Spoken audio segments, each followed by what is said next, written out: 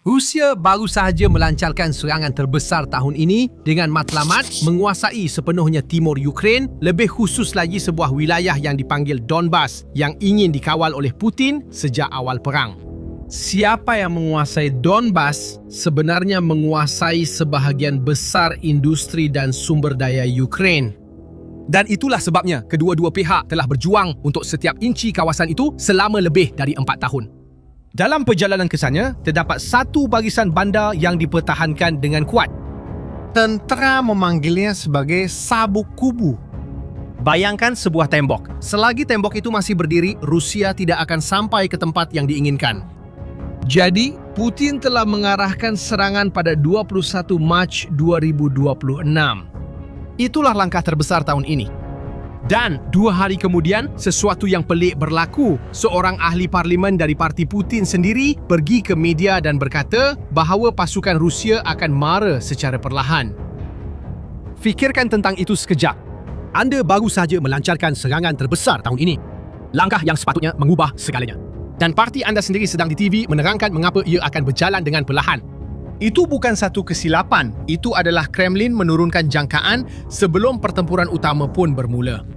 Dan apabila pihak penyerang sendiri sudah mula meminta maaf sebelum menyerang, itu adalah tanda bahawa keadaan tidak berjalan seperti yang dirancang.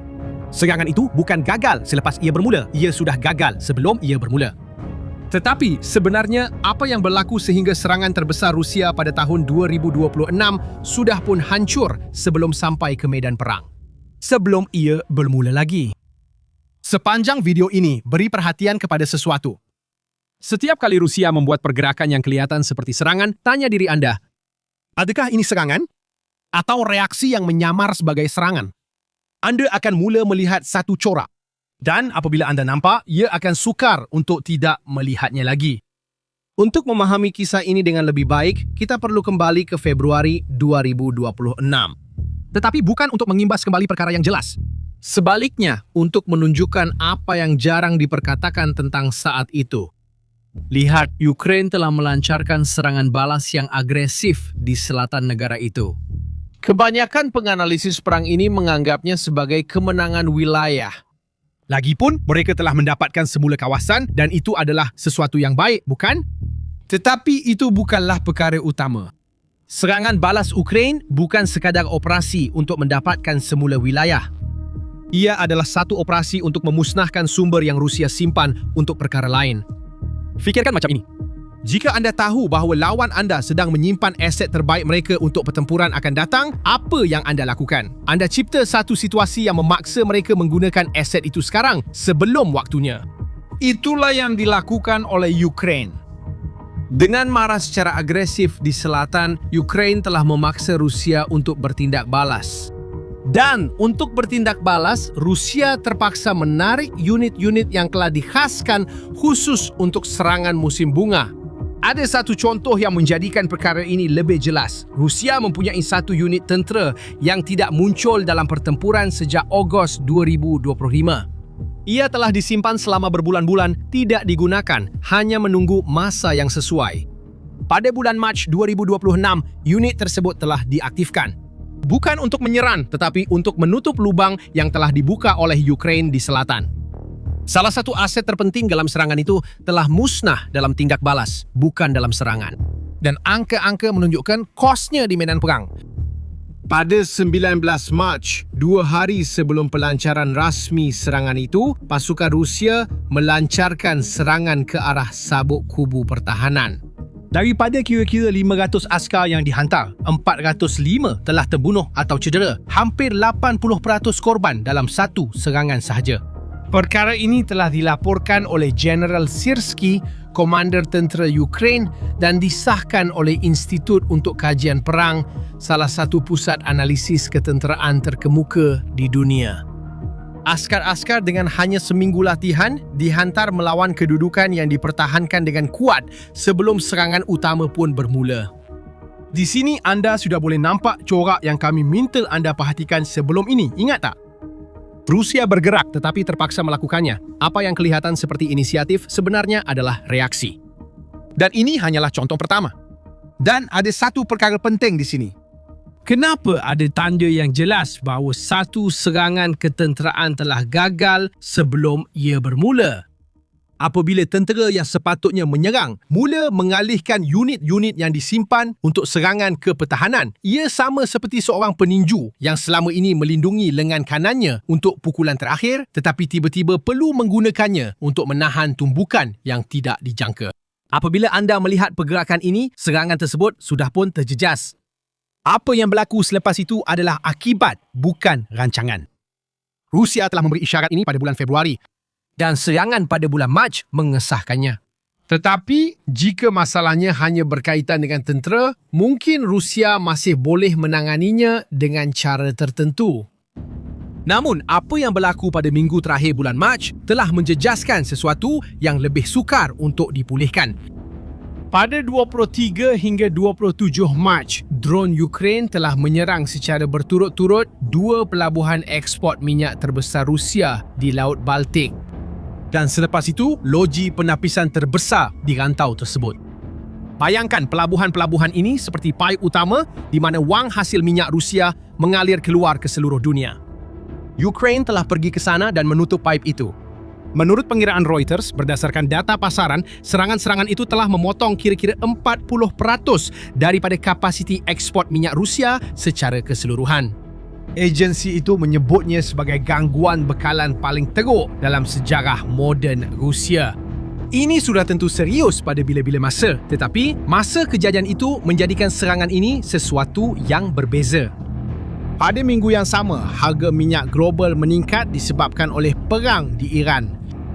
Lebih khusus lagi kerana salah satu laluan maritim utama minyak dunia telah ditutup. Dengan kurangnya minyak yang tersedia di pasaran global, harga melonjak. Dan apabila harga melonjak, sesiapa yang mempunyai minyak untuk dijual akan meraih kekayaan.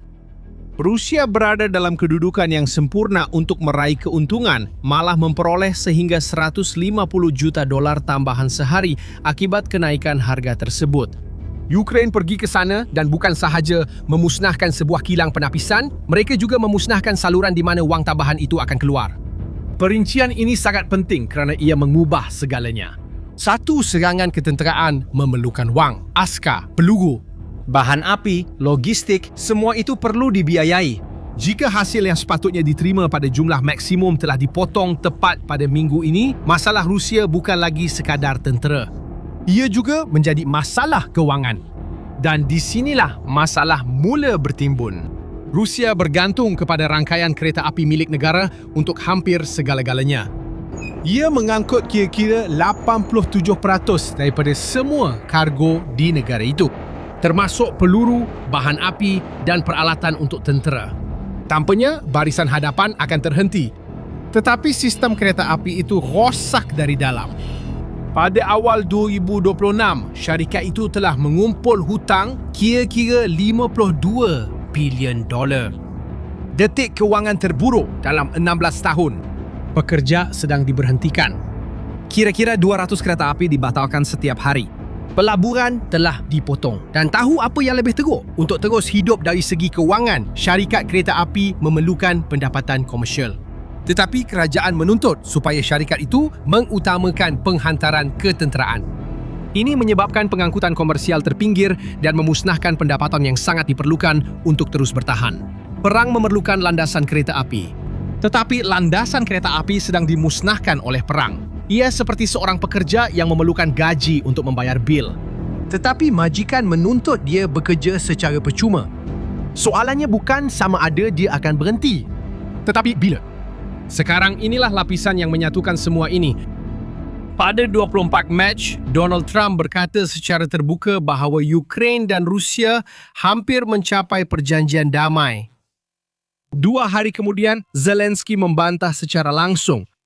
Dia berkata bahawa tiada kemajuan sebenar, bahawa Rusia masih mengekalkan tuntutan yang sama seperti sebelum ini. Dan sepanjang tempoh itu, Rusia tidak pernah berhenti menyerang. Sebuah negara yang benar-benar mahukan keamanan tidak akan melancarkan serangan terbesar tahun ini sambil berbicara tentang perjanjian. Tetapi, sebuah negara yang perlu membeli masa untuk membina semula apa yang telah hilang untuk menunggu sokongan kepada Ukraine melemah untuk memperbaiki kedudukannya sebelum benar-benar duduk di meja rundingan. Ya, itulah yang dilakukannya. Naratif perdamaian ini menguntungkan Rusia di 3 bidang sekaligus. Pertama, ia mengurangkan tekanan antarabangsa. Tiada siapa yang mahu kelihatan menentang keamanan. Kedua, ia memecah belahkan sokongan Barat terhadap Ukraine. Kerana sebahagian daripada orang ramai mula bertanya mengapa terus membiayai perang yang hampir tamat. Dan akhirnya, ia memberi ruang kepada Putin untuk membentangkan apa-apa hasil sebagai kejayaan diplomasi kepada rakyatnya sendiri. 3 matlamat, 1 kenyataan damai. Dan ini bukanlah sesuatu yang baru.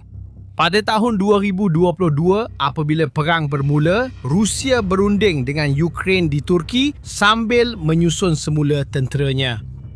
Apabila mereka selesai menyusun semula kedudukan, rundingan itu terus terhenti begitu sahaja.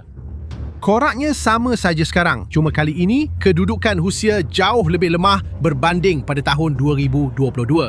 Sekarang kita boleh gabungkan semua bahagian dan berikan nama yang sewajarnya kepada perkara ini. Perkara yang tiada kenyataan rasmi akan tunjukkan kepada anda. Berhenti sejenak untuk berfikir. Serangan itu tiba lebih kecil daripada yang dijangka kerana pasukan simpanan telah digunakan untuk bertindak balas terhadap Ukraine pada bulan Februari. Pendapatan minyak yang sepatutnya membiayainya telah dipotong tepat pada kemuncaknya.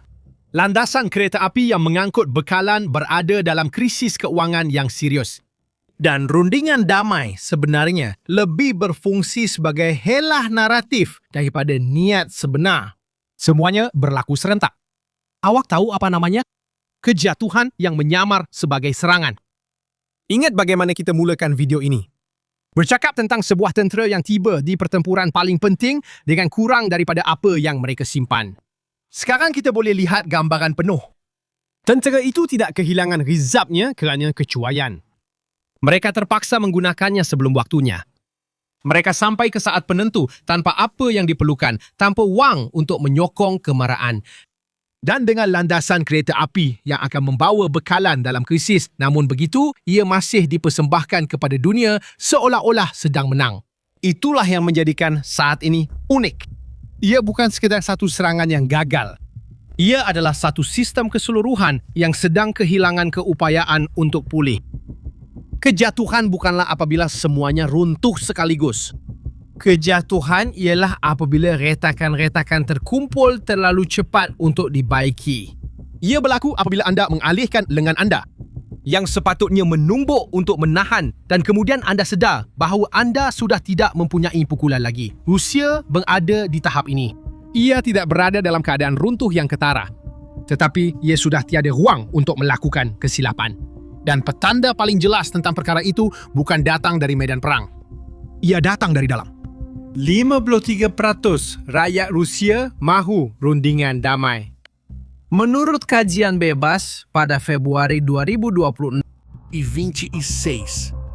dan kerajaan semakin memperketat sekatan ke atas Telegram.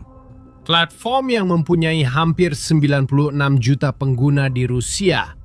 Dengan sekatan penuh yang dirancang untuk bermula pada 1 April, sebuah platform yang digunakan sendiri oleh agensi kerajaan Rusia untuk berkomunikasi sedang disekat oleh kerajaan yang sama.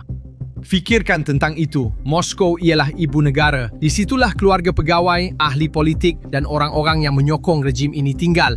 Jika anda perlu menyembunyikan apa yang sedang berlaku daripada mereka, daripada orang-orang yang sepatutnya berada di pihak anda, masalahnya bukan lagi di luar sana. Apabila naratif dan realiti berbeza begitu jauh, salah satu daripadanya akan mengalah. Dan naratif tidak memenangi pertempuran. Jika dalam beberapa minggu akan datang, serangan Rusia di kawasan kubu pertahanan itu benar-benar mendapat kekuatan, iaitu benar-benar mara ke arah bandar-bandar di timur Ukraine, maka sebahagian daripada analisis ini perlu dikaji semula. Ini akan bermakna bahawa Rusia masih mempunyai lebih banyak keupayaan daripada apa yang ditunjukkan oleh petanda semasa. Tetapi, jika serangan itu terus berpecah belah tanpa kemajuan yang ketara, sementara Rusia terus kehilangan kawasan di selatan, senario itu akan disahkan. Dan bab seterusnya dalam kisah ini mula terbentuk dengan sendirinya. Petunjuk yang paling jelas tentang perkara ini bukanlah yang berkaitan dengan wilayah. Ia berkaitan dengan manusia.